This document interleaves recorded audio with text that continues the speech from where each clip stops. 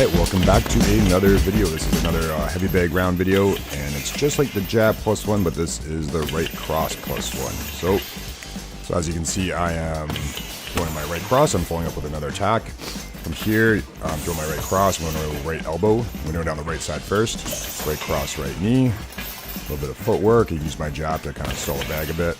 Right cross. Roundhouse kick.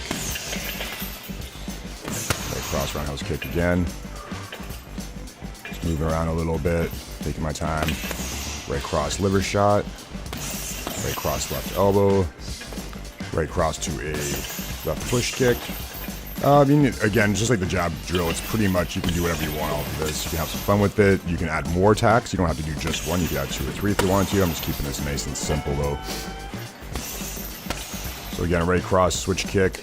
The most easiest ones are to go from right to left, but it is good to double up on the right side here. So you can throw 2 crosses, you can step in, throw an elbow, you can throw spinning elbows, you can throw pretty much anything you like. I do recommend if you're a beginner to stick with the basics and make sure you're doing those ones properly first.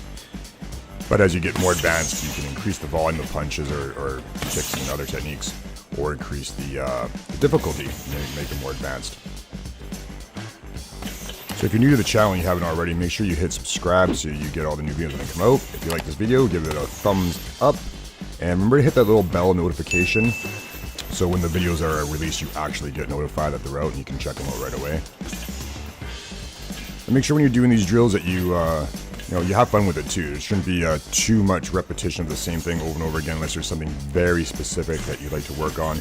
Here I'm adding a little extra jab at the beginning now just to kind of change things up a little bit. And like I said, it's a good place to start, but feel free to be creative and have some fun with this type of thing. I hope you enjoyed the video, and I will see you guys in the next one. Thanks for watching.